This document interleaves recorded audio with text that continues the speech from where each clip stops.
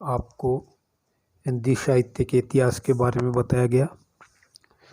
उसके बाद में विशल देव रास पर बताया गया। आपको ये भी बताया गया कि विशल देव रास है, रासो नहीं है। बहुत से विद्वान विशल देव को रासो कहते हैं, जो गलत है। विस्तार से आपको इसके बारे में बताया गया। उसके बाद में ढोला मारू का दुआ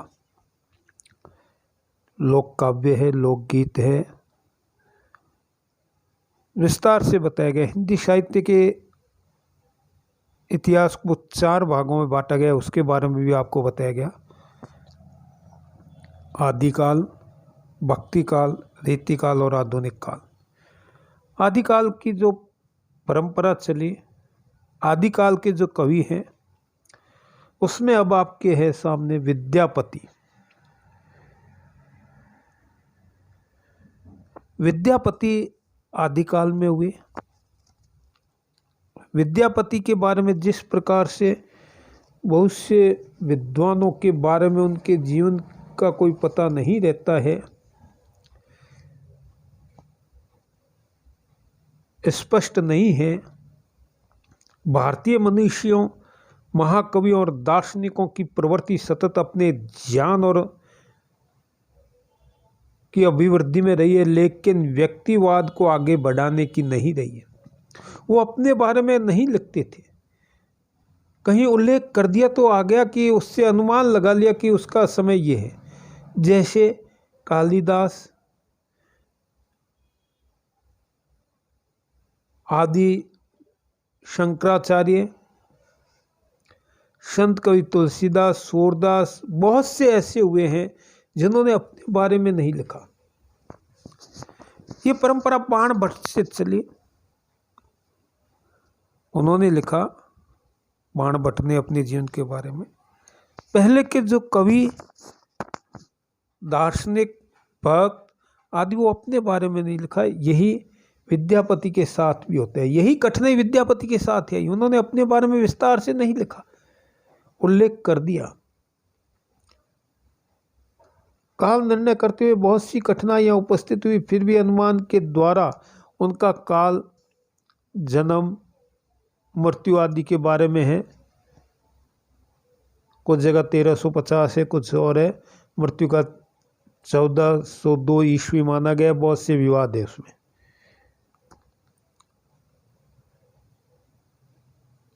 उसके जीवन पर सर्वथा बहुत कुछ शोध किया गया है।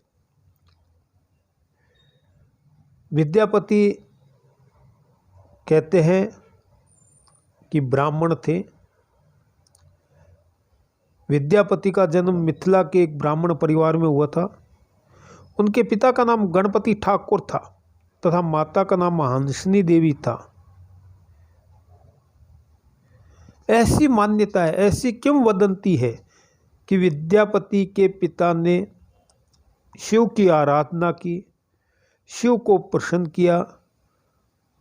कपिलेश्वर महादेव ने प्रसन्न होकर के विद्यापति को पुत्र के रूप में प्रदान किया। तो कहते हैं कि ये शैव थे। देखो, उस समय भक्ति काल में ऐसी मान्यता है कि अधिकांशतः राजा शैव हुआ करते थे। तो राजा शैव मत, शिव को मानने वाले होते, तो उनके जो कर्मचारी, उनकी जनता भी शिव भक्त हुआ करती थी। यही कारण रहा है कि विद्यापति भी शैव मत को मानने वाले हुए। विद्यापति ने बाल्यकाल से ही, बाल्य अवस्था में ही कविता की रचना शुरू कर दी। वो राज्य आश्रित, उन्होंने प्रारंभ जीवन में राज्य आश्रित नहीं मिला। 14वीं शताब्दी का उत्तरार्ध मिथिला के लिए नितांत विपत्ति का काल था। सर्वत्र अशांति, अराजकता व्याप्त थी। बहुत कुछ होने के बाद विद्यापति भी राज्य आश्रित कवि रहे हैं, लेकिन वो राज्य आश्रित नहीं, सखा के रूप में ज़्यादा रहे हैं। वो चारण नहीं, विद्यापति के लिए कहते हैं दरबारी कवि थे अवश्य, दरबार में उन जाते थे, किंतु उन्होंने अपने को चारण नहीं राज सखा समझा। कीर्ति सिंह के प्रसंग में उन्होंने अपने को उनका खेलन कवि बताया है। वे शिव सिंह के अंतरंग मित्र भी थे।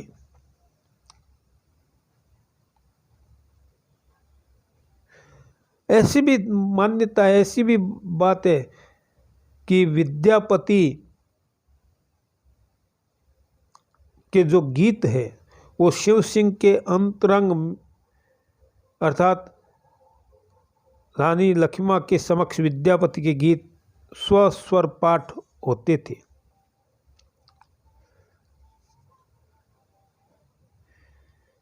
वो क्या थे कि राधा कृष्ण में भी डूबे हुए थे।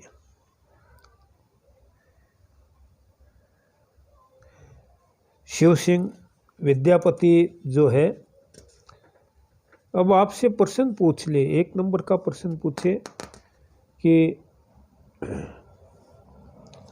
विद्यापति के उपनाम क्या थे? इनको मैथिली कोकिल भी कहते थे, कवि शेखर भी है, अभिनव जयदेव भी कहते थे। जयदेव का अभिनव, जयदेव के समान भी।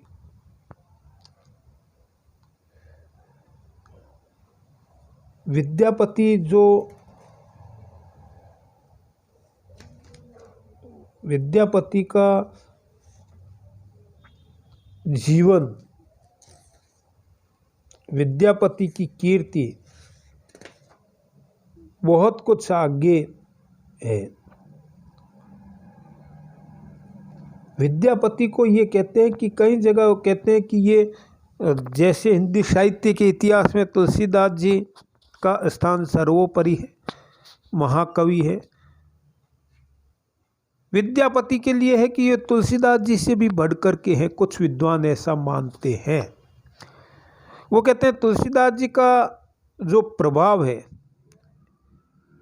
हिंदी भाषा के क्षेत्र, हिंदी भाषा के राज्य में रहा है, लेकिन विद्यापति हिंदी भाषा के साथ बंगाल और असम तक भी विस्तार हुआ है। ऐसी धारणा, ऐसी मान्यता है कि तुलसीदास जी से बढ़ के। विद्यापति के शिव भक्त होने का एक उदाहरण, एक किंवदंती है, क्योंकि वो शिव के वरदान से पैदा हुए, शिव की आराधना करते थे, शिव की भक्ति करते थे। तो ऐसी एक किंवदंती, किंवदंती उसको कहते हैं जिसका प्रमाण न हो, जनता के द्वारा कही गई उक्ति, जनता के द्वारा कही गई बातें, उसके आधार पर ही इसका निर्णय होते हैं। और ऐसी मान्यता है कि विद्यापति के पास एक सेवक, एक नौकर रहता था जिसका नाम उगना या उदना था। कुछ जगह उसका उगना है और कुछ जगह उसका उदना नाम किया हुआ है। वो विद्यापति के साथ ही रहता था, विद्यापति जहां भी जाते वो उनके साथ थे। एक बार जंगल से निकल रहे थे, निर्जन स्थान था, विद्यापति को प्यास लगी और विद्यापति ने उगना को कहा कि जल लेके आओ। निर्जन स्थान था, विद्यापति बैठ गया। अब वो जल लेने के लिए निकला, वापस आकर के कह दिया कि जल तो यहाँ कहीं नहीं है। विद्यापति एकदम से व्याकुल हो गए। प्राण शक्ति जल के बिना धारण कैसे करे, प्राण निकलने वाले थे। उसने फिर कहा कि कहीं से जाकर के जल लेके आओ। उगना गया, थोड़ी देर में जल लेके आ गया। विद्यापति ने जल पिया, विद्यापति तृप्त हो गया। उसने पूछा कि ये जल कहाँ से लाए? तो उगना ने कहा समीप में भी एक कुआं है, उस कुएं से ये जल देख के आया। विद्यापति इस उत्तर से संतुष्ट नहीं हुए। उनको लगा कि कुएं में इतना मीठा और इतना पावन जल नहीं हो सकता। जो जल मैंने गंगा जल है वो है, ये गंगा जल है, कुएं का नहीं हो सकता। उसने बहुत कहा।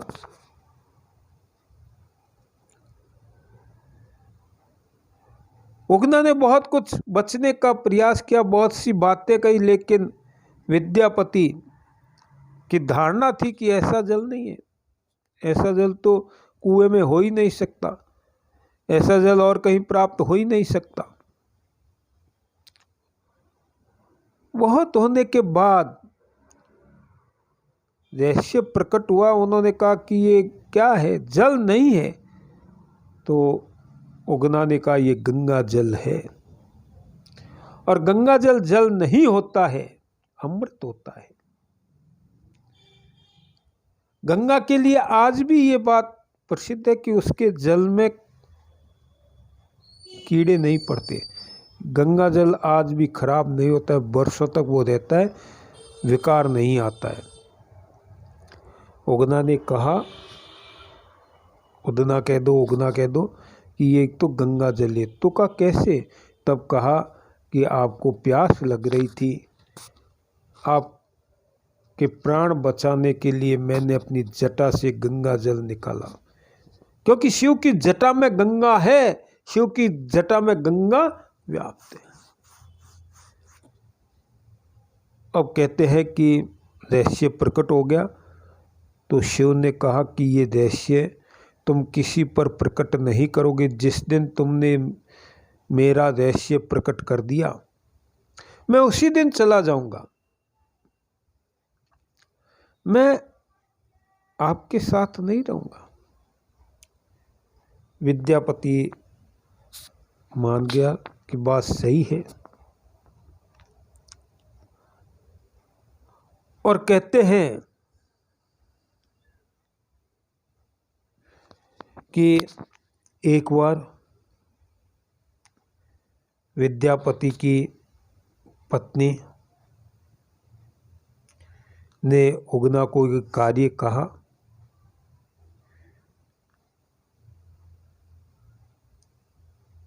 वो कार्य करने में थोड़ी देर हो गई, विलंब हो गया।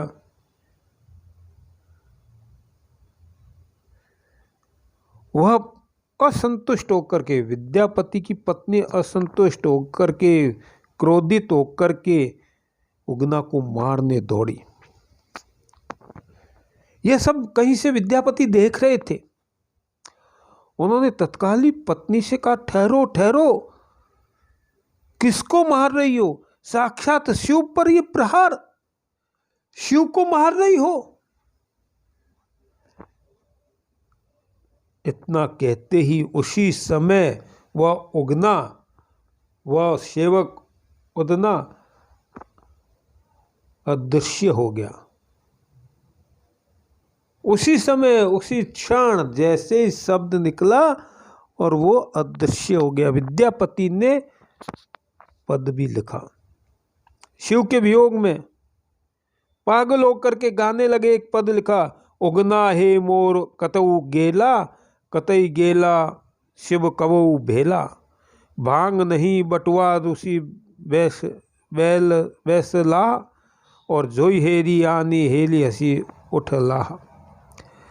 अंत में कहते हैं, विद्यापति भन उगना सो काज, नहीं हित कर मोर त्रिभुवन राज, मुझे त्रिभुवन राज भी नहीं है। इस प्रकार से विद्यापति के जीवन में, विद्यापति की जीवनी बहुत विद्यापति की आयु लंबी थी, दीर्घजीवी हुए हैं। विद्यापति श्रृंगार और भक्ति रस की कविताएं करते, संस्कृत के विद्वान थे। संस्कृत में बहुत कुछ लिखा है उन्होंने। विद्यापति की जो है अपभ्रंश में कीर्तिलता, कीर्ति पताका, विद्यापति पदावली प्रसिद्ध ग्रंथ रहे हैं। आपके पाठ्यक्रम में विद्यापति पदावली से है, उसका अध्ययन, उसकी व्याख्या हम अगले वीडियो में करेंगे, जहां उन्होंने वंदनाएं की है शिव की आदि की, वो अगले वीडियो में उसकी व्याख्या करेंगे।